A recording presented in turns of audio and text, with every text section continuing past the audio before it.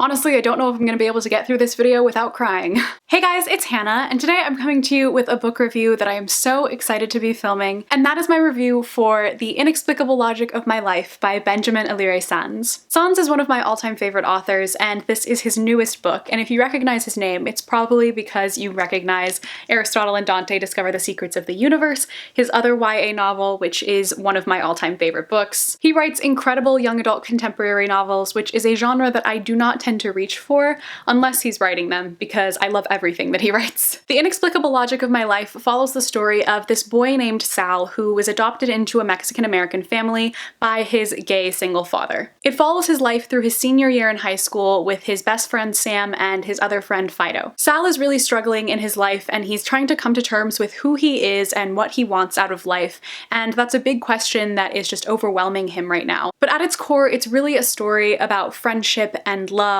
and growing up and becoming who we are and who we want to be, and family and what really defines a family. It also deals with grief and loss and a lot of really heavy subjects that are just so hard-hitting, and if you're like me, you will tear up consistently throughout the book. One of my favorite things about his books is his writing style, because he has a very, very simplistic, poetic writing style. Because if you didn't know, Sáenz is also a poet and he writes a lot of poetry, so that's very reflective in the writing style that he has in his books. It's concise and written in short, simplistic sentences, but it has a very poetic feel to it and a lot of depth to it. His writing style really invites you to just look beyond the words and look into the story itself, because there's so much depth and so much woven into these characters and their story. This book, similarly to Aristotle and Dante, is far more character-based than it is plot-based. The plot may seem to some people to be kind of absent in his books, but I really think that serves a purpose. The plot isn't entirely absent. There's definitely a significant story that you are going to follow from beginning to end in this book. But the fact that it doesn't take the main priority lets you focus on the characters and really lets you go on this journey with them. It really lets you experience and feel everything that these characters are going through, and I feel like it makes you a lot more empathetic towards them. And then speaking of the characters, of course, they're always one of my favorite parts of his books because they're just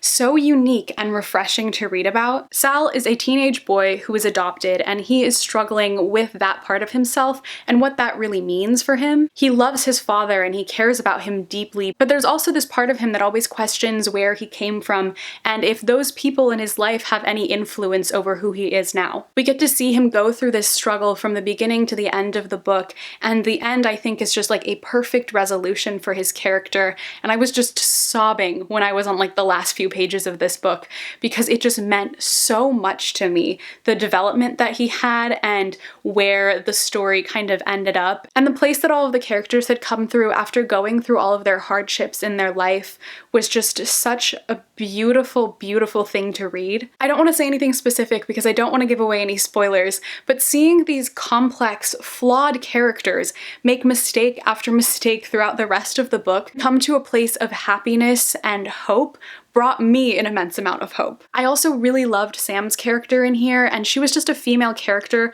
that I feel like we need more representation of. She's headstrong and stubborn, but she has a very, very complicated relationship with her mother, and we get to see that explored, and we get to see how love is really defined for different people because it means different things to different people, and that is something that her character really gets to explore and something I really appreciated seeing in here. And then of course we also have Sal's father, and I loved him in this book. One thing that Sáenz is incredible at writing is great parents. He always has fantastic parental figures in his novels, which is something that I think is extremely important, especially since in a lot of young adult, there's this trope of the absent parental figure or just like neglectful parents or just bad parents in general. And I'm not saying that those perspectives and experiences aren't reflective of real life. Obviously, many people do experience neglectful and abusive parents, but it's also really refreshing to get to see the other side of that, to see parents who are so extremely supportive of their children, who just purely care about them and want the best for them and are willing to do whatever they can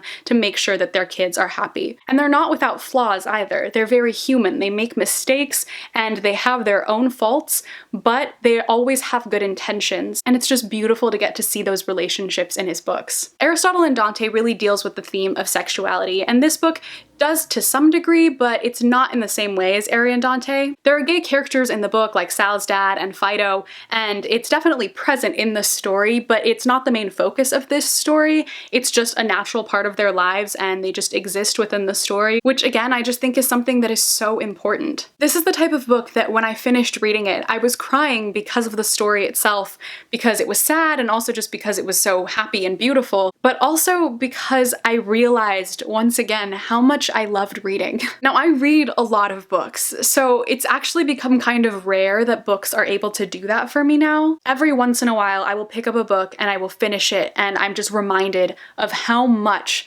reading means to me and how much it can impact me. And this was one of those books for me. The characters, the plot, the writing, the themes were something that I could personally relate to on a very deep level, and also something that I think other people could really relate to. It's one of those books, similarly to Aristotle and Dante, that I think of as a universal recommendation. It's the type of book that I think should be taught in schools, the type of story that I think a lot of young adults should be exposed to, because had I read this when I was a teenager, I know that it would have helped me through a lot of the stuff that I was going through. I ordered my finished copy, it's on the way. I've reread sections of the book several times now because they just make me cry and I love it so much.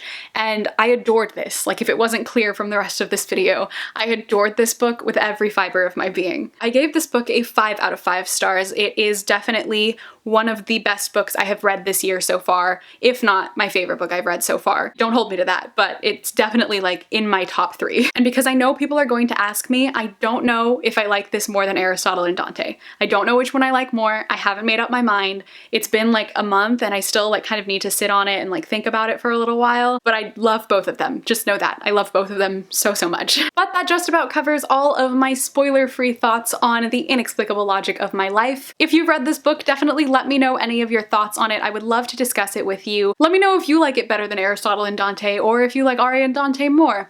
I honestly I can't make up my mind. I love both of them so much. If you would like to follow me on any of my social media, all of my links are in the description box as always. But thank you all so much for watching this video. I hope you enjoyed, and I will see you in my next video.